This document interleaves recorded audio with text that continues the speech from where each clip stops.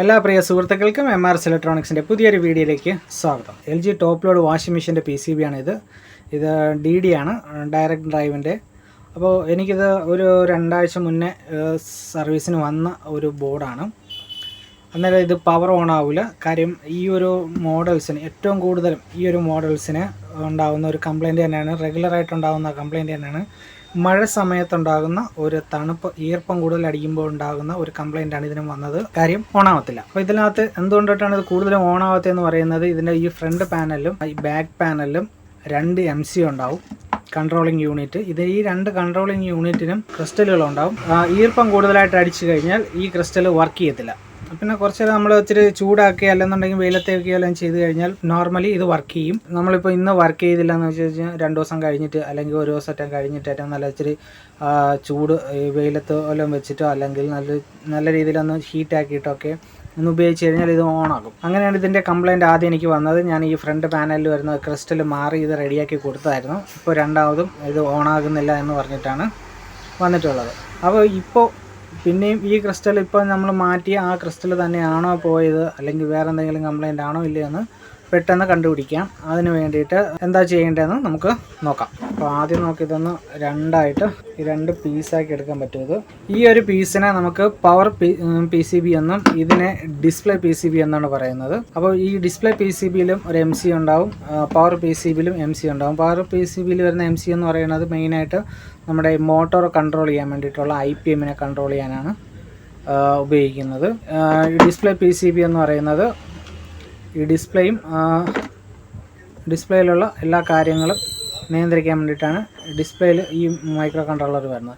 അപ്പോൾ ഇവിടെ ഒരു ക്രിസ്റ്റലുണ്ട്, ഇവിടെയും ഒരു ക്രിസ്റ്റലുണ്ട്.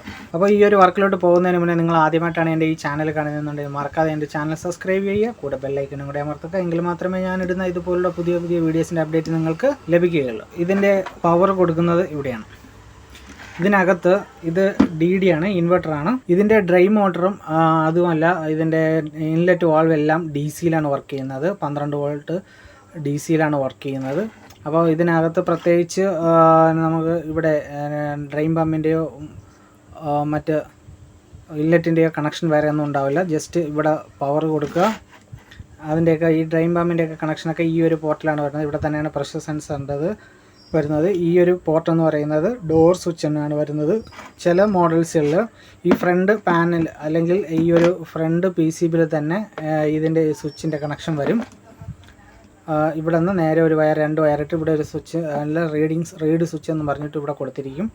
അപ്പോൾ ഇതിൽ ഡോറിൽ തന്നെയാണ് അതിൻ്റെ സ്വിച്ച് വരുന്നത്. ഓക്കെ, അപ്പോൾ നമുക്ക് ആദ്യം ഇത് പവർ കൊടുക്കാം. ഓക്കെ, ഞാൻ ഇവിടെ ഇതിൻ്റെ പവർ കൊടുക്കുകയാണ്. ഉണ്ട്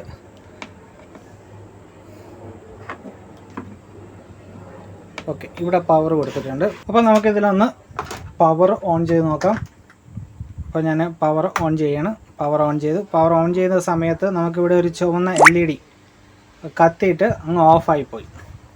അപ്പോൾ ഈ ഒരു ഡിസ്പ്ലേ ഓണായി നിൽക്കണമെന്നുണ്ടെങ്കിൽ ഈ ഒരു LED ഫുൾ ടൈം കത്തിക്കിടക്കണം. അപ്പോൾ ഈ ഒരു LED ഫുൾ ടൈം കത്തിക്കിടന്നാൽ മാത്രമേ നമ്മുടെ ഈ ഒരു ഡിസ്പ്ലേ പാനൽ ഓണാവുള്ളൂ. ഇപ്പോൾ ഈ ഒരു സമയത്ത് ഇതാണ് ഇപ്പോൾ നമുക്ക് റെഡ് ടൈം വന്നിരിക്കുന്ന കംപ്ലയിൻറ്റ്. അപ്പോൾ ഈ ഒരു സമയത്ത് നമ്മളിവിടെ പവർ ബട്ടൺ പ്രസ് ചെയ്യുന്ന സമയത്ത് ഈ ഒരു LED കത്തിയിട്ട് അങ്ങ് ഓഫ് ആവുന്നുണ്ട്.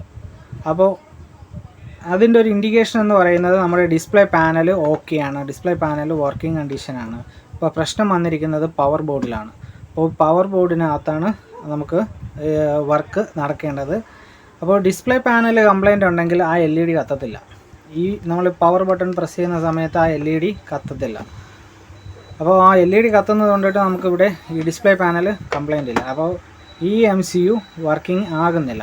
ഈ MC വർക്ക് ആവണമെന്നുണ്ടെങ്കിൽ ഇതിൻ്റെ ക്രിസ്റ്റലും കറക്റ്റായിട്ട് വർക്ക് ചെയ്യണം. അപ്പോൾ ഈ ഒരു MCU കറക്റ്റായിട്ട് വർക്ക് ചെയ്യണമെന്നുണ്ടെങ്കിൽ ഈ ഒരു ക്രിസ്റ്റലും അത് പ്രോപ്പറായിട്ട് വർക്ക് ചെയ്യണം. അപ്പോൾ കമ്പനി ഇൻബിൽഡായിട്ട് വരുന്നതുകൊണ്ട് എനിക്കറിയില്ല, എന്തുകൊണ്ടെന്നറിയില്ല, കൂടുതലും ഈ മോഡൽസിൽ ഈ 2 ക്രിസ്റ്റലുകളും പോകാറുണ്ട്. കൂടുതലും പോകുന്ന ഈ ഫ്രണ്ട് പാനലിലാണ്. നമ്മൾ വരുമ്പോഴത്തേക്കും ഫ്രണ്ട് പാനലിലുള്ള ഈ ക്രിസ്റ്റൽ മാറിയിടുമ്പോൾ തന്നെ ഈ ഒരു PCB വർക്കിംഗ് കണ്ടീഷനിലോട്ട് വരാറുണ്ട്. ഇതിലിപ്പോൾ നമുക്ക് ഈ ഒരു ക്രിസ്റ്റൽ ആദ്യം ഒന്ന് ചേഞ്ച് ആക്കി നോക്കിയതിന് ശേഷം ഇതൊന്ന് ഓൺ ചെയ്യാം. ഇനി ചില കേസുകളിൽ ഈ ഒരു ലൈറ്റ് കത്തി കിടക്കും, പക്ഷേ പവർ ഓൺ ആവാത്ത ഒരു കണ്ടീഷൻ. ഈ പവർ ബട്ടൺ പ്രസ് ചെയ്താലും പവർ ഓൺ ആവില്ല. അങ്ങനെ ഒരു കണ്ടീഷനും എനിക്ക് കിട്ടിയിട്ടുണ്ട്. ഞാനത് ചെയ്തിട്ടുണ്ട്. അതും ഈ ഫ്രണ്ട് പാനലിലെ ക്രിസ്റ്റൽ തന്നെയാണ് അതിലും കംപ്ലൈൻ്റ് ആയിട്ടുള്ളത്. കാര്യം ഓണാക്കുന്ന സമയത്ത് ഈ ഒരു MC ചാലു ആവും പെട്ടെന്ന് തന്നെ. അപ്പോൾ ഈ ഒരു ലൈറ്റ് ഇവിടെ ഓണായി കിടക്കും, പക്ഷേ ഈ ഫ്രണ്ട് പാനൽ ഓണാകത്തില്ല. വേറൊരു കംപ്ലൈൻ്റ് എന്ന് പറയുന്നത് ഓണാകത്തില്ല, പക്ഷേ നമ്മൾ മെയിൻ സ്വിച്ച്, അതായത് പ്ലഗിലുള്ള സ്വിച്ച് പ്രസ് ചെയ്യുന്ന സമയത്ത് ജസ്റ്റ് ഈ ഒരു LED പെട്ടെന്ന് കത്തിയിട്ട് അങ്ങ് ഓഫാവും. അതും ഈ ഒരു ക്രിസ്റ്റൽ കംപ്ലൈൻ്റ് ആവുന്നുണ്ടിട്ടാണ്. അപ്പോൾ നമുക്ക് ഇനി ആദ്യം ചെയ്യേണ്ടത് ഈ ഒരു ക്രിസ്റ്റൽ ഇവിടെ നിന്ന് മാറ്റുക എന്നുള്ളതാണ്. അപ്പോൾ എത്ര മെഗാഹെർട്സിൻ്റെ ക്രിസ്റ്റലുകളാണ് വരുന്നതെന്ന് നോക്കാം. അപ്പോൾ ഈ ഫ്രണ്ട് പാനലിൽ, ഈ ടൈപ്പിൽ ഫ്രണ്ട് പാനലുകൾ എല്ലാത്തിലും 16 മെഗാഹെർട്സ് ക്രിസ്റ്റലാണ് ഈ ഒരു ക്രിസ്റ്റൽ വരുന്നത്, 16 മെഗാഹെർട്സും. പിന്നെ ഈ ഒരു പവർ ബോർഡിനകത്ത് വരുന്നത് 10 മെഗാഹെർട്സും ആയിരിക്കും വരുന്നത്. അപ്പോൾ നമുക്ക് ഈ ഒരു 10 മെഗാഹെർട്സിൻ്റെ ക്രിസ്റ്റൽ മാറാം. ഞാൻ പവർ ഓഫ് ചെയ്തിട്ടുണ്ട്.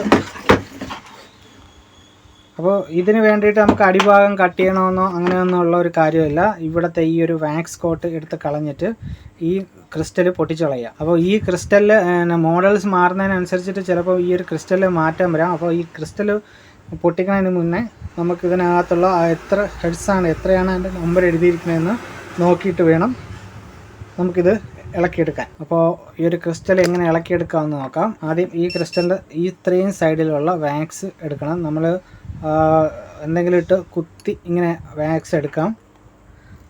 അതിന് മുന്നേ വേറൊരു ഐഡിയ ഉണ്ട്. ആദ്യം ഈ ഒരു ബ്ലേഡ് ഒന്ന് ഹീറ്റപ്പ് ചെയ്യുക. ബ്ലേഡ് നല്ല ഹീറ്റായതിന് ശേഷം വാക്സിനകത്തോട്ട് കട്ട് ചെയ്യുക. ചൂടുണ്ടെങ്കിൽ ആ വാക്സ് കറക്റ്റായിട്ട് സ്ക്വയറായിട്ട് തന്നെ നമുക്ക് കട്ട് ചെയ്തെടുക്കാൻ പറ്റും.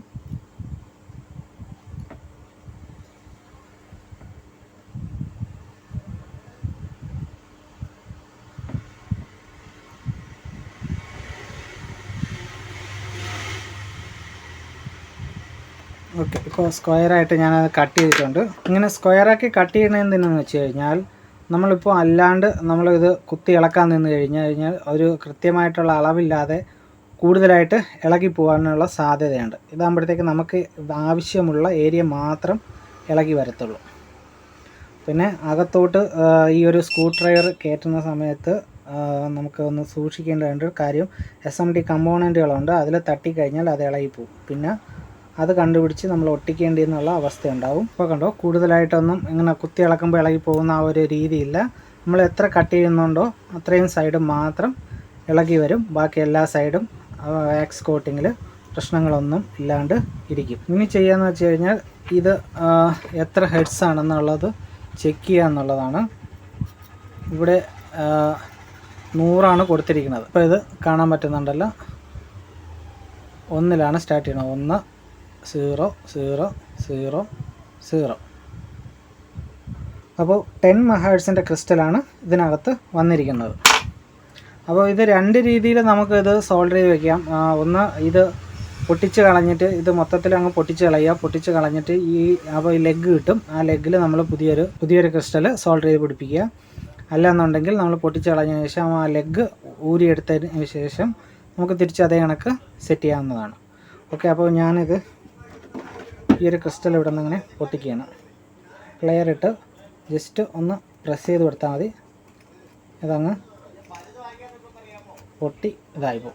അപ്പോൾ 3 ലെഗ് നമുക്കിവിടെ കറക്റ്റായിട്ട്, ഇപ്പോൾ നമുക്കിവിടെ 3 ലെഗ് കിട്ടിയിട്ടുണ്ടല്ലോ. ഇനി നമുക്ക് ആ ലെഗ് നമ്മുടെ ആ സൈസിനനുസരിച്ചിട്ട് സോൾഡർ ചെയ്യാൻ പാകത്തിന് കട്ട് ചെയ്യാം.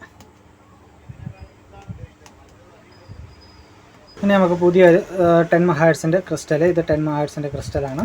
ഈ ക്രിസ്റ്റൽ നമുക്ക് ഈ ഒരു 3 ലെഗിലായിട്ട് സോൾഡർ ചെയ്ത് പിടിപ്പിക്കണം. ഓക്കെ, അപ്പോൾ നമ്മുടെ ഈ ഒരു ക്രിസ്റ്റൽ ഇവിടെ 10 മെഗാഹെർട്സിൻ്റെ ക്രിസ്റ്റൽ സെറ്റ് ചെയ്ത് കഴിഞ്ഞിട്ടുണ്ട്. ഇനി നമുക്ക് പവർ കൊടുക്കാം.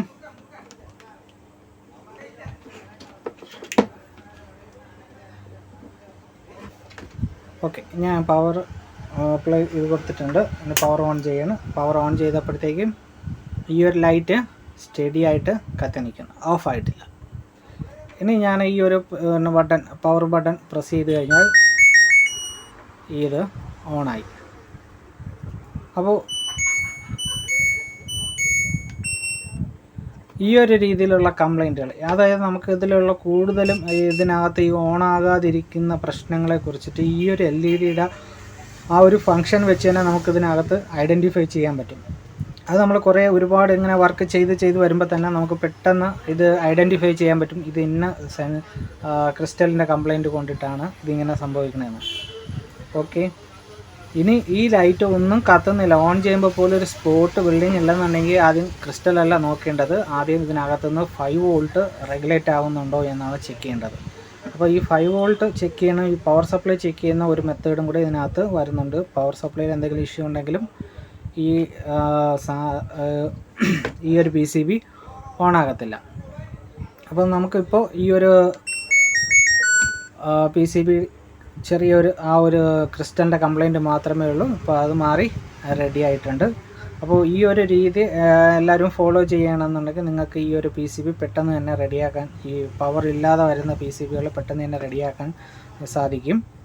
ഓക്കെ, അപ്പോൾ ഇനി പവർ സപ്ലൈ റിലേറ്റഡ് ആയിട്ട് വരുന്ന കംപ്ലൈൻറ്റ് ഉണ്ടെങ്കിൽ അതും ഞാനിത് എനിക്ക് ഒരു വീഡിയോ ഇടുന്നതായിരിക്കും.